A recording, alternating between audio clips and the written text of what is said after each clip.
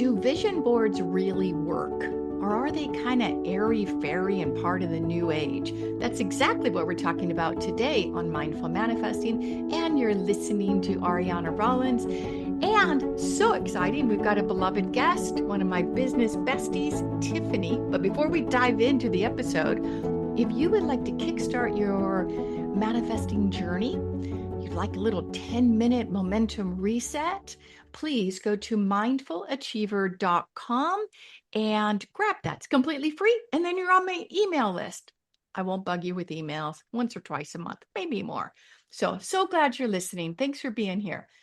So Tiffany, thank you so much for being willing to do this episode. You and I have such rich conversations, and our last one a couple days ago really sparked my interest because you know me for years. I'm not like a vision board kind of gal, because to me, I'll give you my perspective and then I'd love to hear yours. Is I've done vision boards in the past, and I'll post it on a very nice place where on my closet door or something that I will look at all the time. And I noticed I would put things that I really wanted. I don't own a house right now. I used to. And I'd put a house, perfect house that I wanted to buy. And at that point, I wanted to get a new car. So I put a new car on there. And I noticed when I would look at it, Tiffany, I'd find my energy, instead of feeling uplifted and inspired, I was like, "Uh," and it's like, I don't have it yet. And manifesting doesn't work like that. If we're not feeling energized and emotionally uplifted, we're not going to have that juice, that passion to actually bring it into form. So I've really set you up here, Tiffany. Please take it away.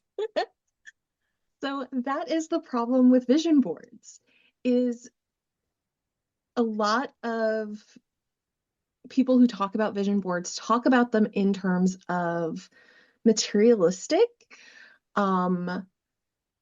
If you want a house, put a house on it. If you want a car, put a car on it. I don't look at vision boards that way. I look at them as a way to uplift and get into the feeling state of those items that you want. Our brains are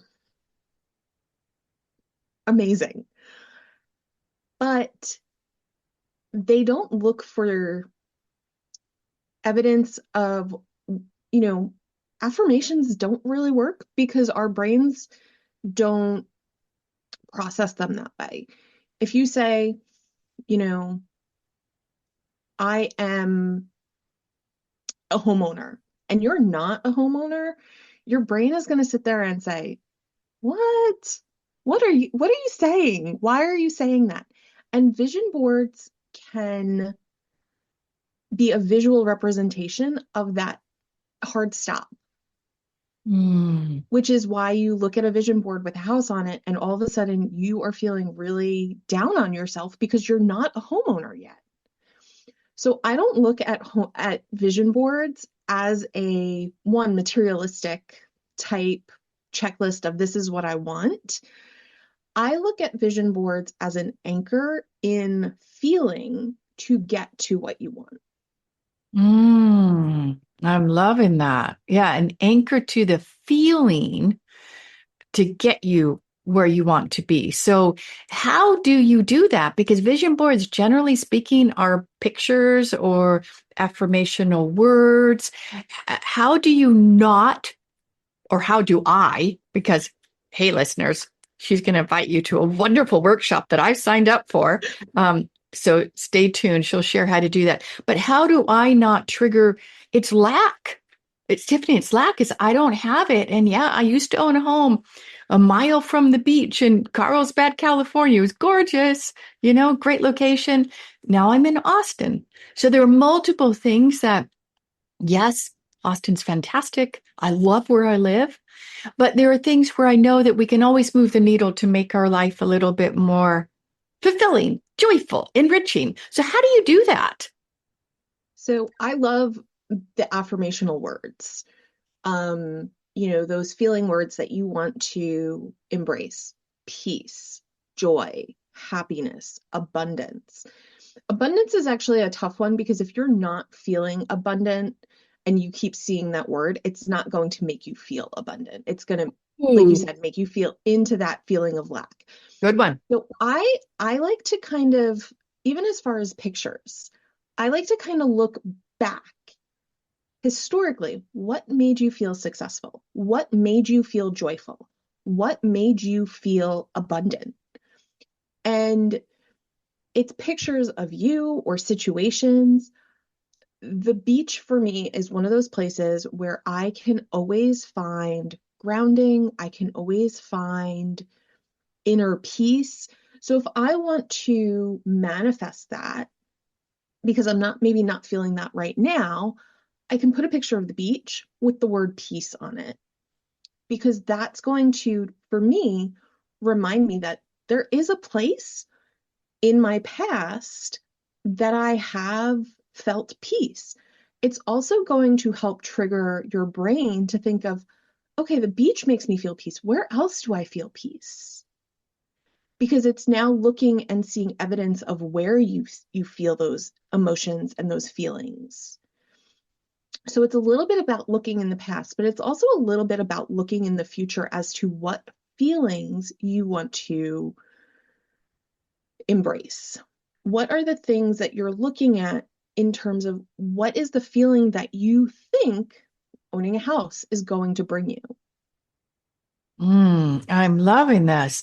So, just my silly example about a house, because I tell you, when I drive around Austin and I go to friends' houses, there's not one other home that I would want to live in other than where I live right now. On top of a nature preserve, it's gorgeous. I see dillos walking by. Sorry if you hear the dog barking. And it's my favorite place I've lived other than one place, Windsor, England. You think, okay. So, how can I like owning the house? If I put the picture of, the house I had a mile from the ocean, I'm like, I miss the ocean. I want to be there in California, especially in the heat. So how could I, or how can listeners do that? They've experienced something in the past. They know what that would feel like. They're happy where they are, but something's missing. So it just using your house example that you just talked about, the question I would actually have you ask is, what is it about home ownership that makes you feel like you need to own a home? Ooh, good one. Won't answer this now It, because this is not a counseling yeah, session, no, listeners, no, but a good one. but that's kind of the, even throughout the entire vision board process, it's questioning, why am I, is this something I want? Is this an internal feeling? Or is this something that, because society tells me I'm XYZ years old, I should own a home by now? Is it, but is it actually what I want? Is it in alignment with where I want to be in life? And Mm. because that also, like, if you're in a place where you're happy and it feels like this is where I'm supposed to be at this moment, that is a powerful center of peace, which I think is just a center of abundance, is having peace in where you are. So I do, like, throughout the entire vision board process, it is a questioning of, is this in alignment with my values? Is this in alignment with my definition of success? Not the definition of success that everyone else is throwing at me, but my definition. I love that. And Tiffany, in the book, Mindful Achiever, I go into that. You and I have many conversations because we could have an intention or a goal, but where did it come from? Did it come from society or from my family that wanted me to do this? And because you're right, it's value alignment. There's a whole chapter in the book that goes into that. So this is why we're Yeah. best buddies. So, and the vision board itself, so you want it to be in alignment with your values, your definition of success, and you want it to make you feel good. For me, a beach house, a house at the beach is definitely something that's on there. Um, again, we've had multiple conversations about the fact that I love the fact that I live at the beach. So for me, that is a measure of success, and that is somewhere I want to be. So, but it's very intentional in what's around that picture too, because I don't want to look at that picture and feel like I haven't made it yet.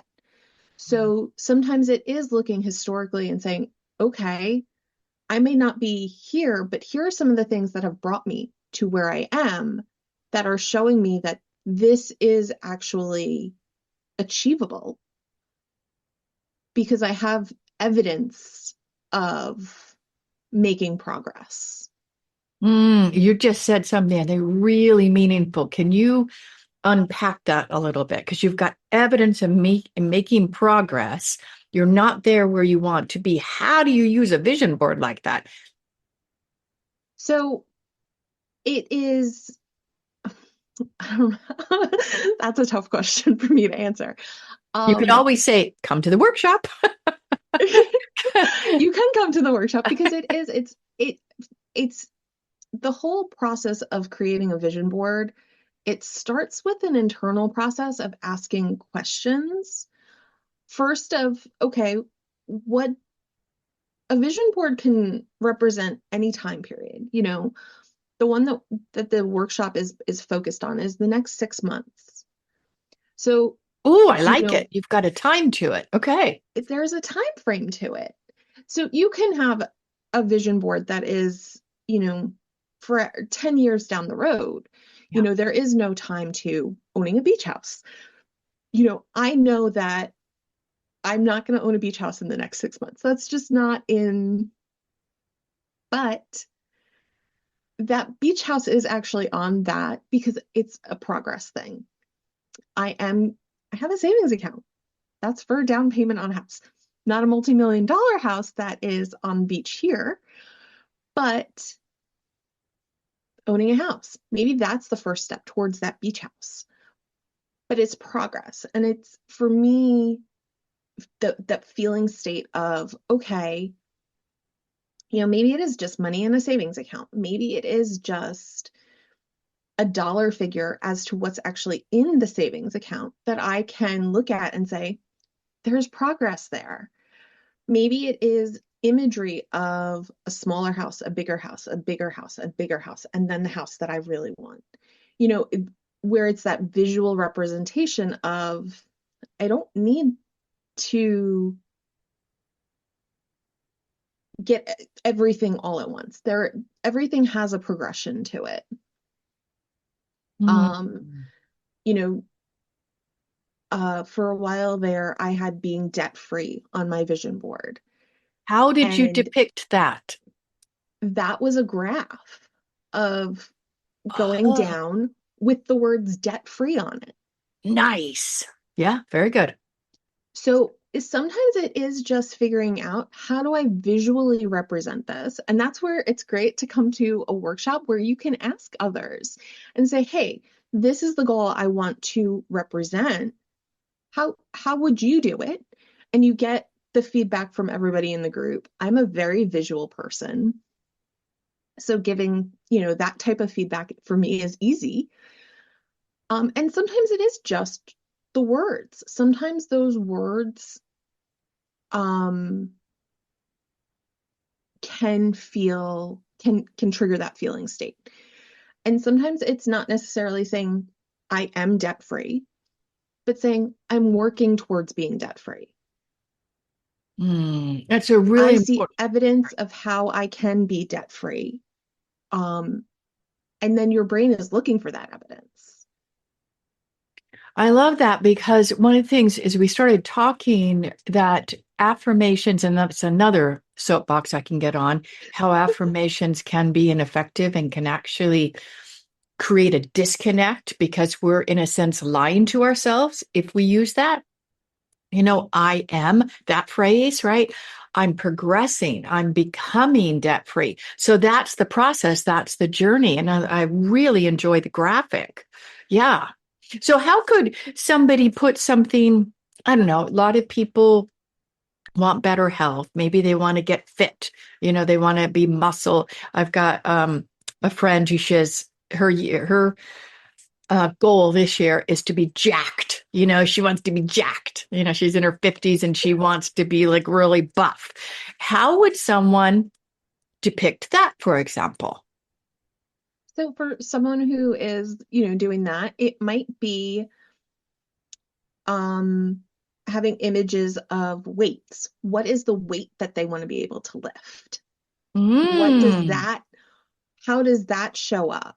And again, if they're looking at that progression of, okay, I started out the year where I was lifting 5 pound weights, and obviously someone who's looking to be jacked isn't looking to lift 5 pound weights. But they got up to the point where where they're deadlifting, 150 pounds, and they can show that progression on weights. Um, if it's a physicality type that they're looking for rather than the um looking at like numbers on a weight, uh it might be, where they're um putting a picture of that body type if it is reasonable for them to expect that body type. Like not to go from if someone is very unfit, haven't worked out for years, to like, at kind of 10 body type. Yeah, And would you suggest changing the face or I actually don't. I say just cut it off at the neck. oh, okay. So it's not fake. It's not faked Because out. it's not, you're not, I and I don't like the use of AI in generating these images, but that's a whole Mm. conversation you and I have had on my Yeah. feelings of AI. Yes. So I don't want you to take an image and say, hey, put my head on this. Because again, that's where your brain is looking at it saying, that's not me. That's not what we have going on here. So I prefer looking at what are the tools that are going to help me progress rather than, that actual physical body. If someone is looking towards, maybe they want to get jacked for a specific reason. They want to do a weightlifting, competition, or they want to do a bodybuilder competition. And, for bodybuilders, Mm. that body physicality is very important. So maybe it's putting the name of that competition that they're working towards on the vision board. Because, you're looking at that saying, I'm working towards that.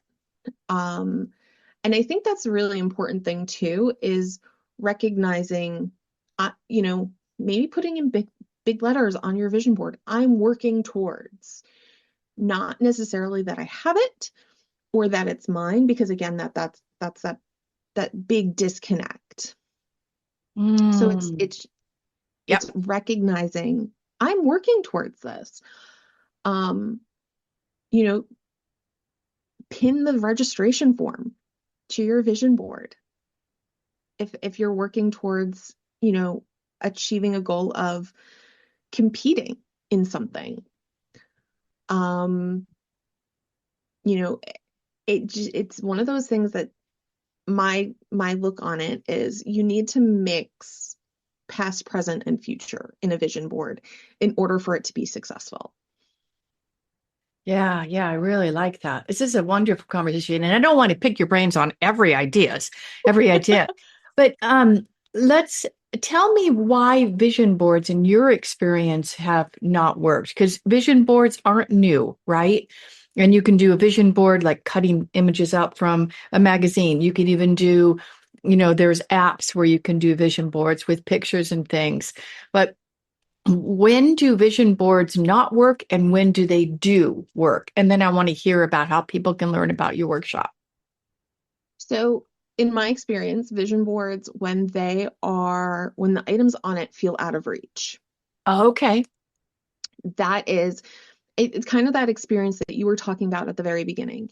You look at your vision board and your whole body just goes, I'm not here yet. that is a vision board that's never going to work. Mm. Um, I also think that vision boards that you look at every single day don't work because eventually you stop looking at them. You stop seeing them. Ooh. So are You you look talking at it. about like updating them pretty regularly? I think that they do need to be updated on a fairly regular basis. Um, every 6 months, every quarter, um, I don't think is unreasonable. Um, in terms of especially digital ones. So one of the options for this workshop is actually to make a vision board that serves as like the background of your phone. Mm. But with something like that, I would actually recommend that you create multiple boards and change them out on a regular basis because how often do you actually focus on what's on your phone? It goes into the background, right? I've got a wonderful inspirational image I created and put it on there. And so we do need to mix it up. We do need to rotate it. Yeah. Mm. Even if it's something, the background of your, screensaver, your desktop computer page. If if you were to put it up on the wall, eventually you stop seeing it. Yes. So once you stop seeing it, it's lost its value to you. Um, I love mine is well, mine one of mine is actually in the front of my journal. And I don't look at it every day, but I consciously once a week take it out and look at it. And I journal on what's so the vision board to me isn't a static thing. It's not you create it and it's done. To me, it's an anchor towards taking action. So I look at it typically Sunday nights when I'm planning for the week ahead. I will look at my vision board and say, okay, what actions this week are going to help me make progress towards these goals? Oh, that's Um, so intentional. I love that. and that's what it is it's an intentionality to the vision board. Yes. You don't need it in your journal. If you want it up on the wall, pin it up on the wall, but make sure that you take the time to actually see it and create intentional action around it. Interact with it and you Mhm. interact with it consciously and purposefully. Love that. All right. So talk about your workshop and you guys, you're going to be so shocked at the price. Are you sitting down? So Okay. it is a free 90-minute vision board workshop. And it's live? Um, it's live. Yep. So even if you can't make it live, there's actually I'm running it twice. Once July 6th in the evening. I'm Eastern time, so it's 6 p.m. in the evening Eastern. And then if evenings Eastern don't work for you, I'm running it again on the 7th in the morning. Oh, that Um, sounds great. And what do so people need to participate fully? And then, well, I'll make sure listeners that we've got the sign up in the show notes, and you can also read it out so they can, if someone's listening, right when they're yeah, so it to come to it, you don't really need anything. I provide you with the materials to create your vision board in Canva. If you want to create a physical vision board, there's a checklist that you'll get that can tell you what you might want to bring to create a physical vision board. There's a couple of workbooks that you may want to go through beforehand to kind of get some clarity on the goals that you're looking to work towards. The workshop itself, I'll be asking questions and kind of helping to direct that internal conversation. Um, but it's free. And you get access to the replay when you register. That what about the registration, VIP? I'm sorry, Tiffany. oh yeah. What about the VIP? Because I signed up for a VIP. So VIP is $25. And with that, there's a little bit more of an in-depth journal that you can use before or after the workshop. After the workshop, it's actually really great because a lot of those questions help you to interact with that vision board that you've created. And there's a couple of extra elements in that VIP pass that aren't in the free. Just extra things that I've created for helping you to create a digital vision board. But everybody has access to some basic elements. They have access to a couple of different size templates to work with for creating the vision board. Everything is accessible to a free Canva account if you want to create it digitally. And everybody has access to that checklist for creating a physical, like what to bring if you want to create a physical a physical vision board. Awesome. I'm really looking forward to it. So how can people sign up? Read out your website, and then I'll also put in the show notes. Okay, so it's going to be tiffanymariestudio.com/vision board, one word. Easy. tiffanymariestudio.com/vision board. Remember that, listeners. Hope to see you there. I'd love to have you present, and we can work on this together. And then we can take what mindful manifesting is all about, is being present, mindful, and intentional with the use of our time, our energy, and our resources, and having targets, meaningful targets. And look, sorry, if you hear the dog, come on over here. All right. So as we start to wrap up, thank you so much for listening. I hope you enjoyed this episode. And I do look forward to you joining us on the Vision Board Workshop. Let's make the end of this year something that's uplifting, positive, so we're truly enjoying the journey. There's enough doom and gloom out there that things are hard. What if we start to gather evidence that, I am making progress. I've done this before. I can do it again. And let's bring these positive vibes out into the world. Bring a friend. The more, the merrier. All right. Thanks so much, Tiffany, for your time. I really enjoyed the conversation. And as we wrap up, remember, everyone, as you confirm yourself, you chart your own path to success. Many blessings. Bye for now.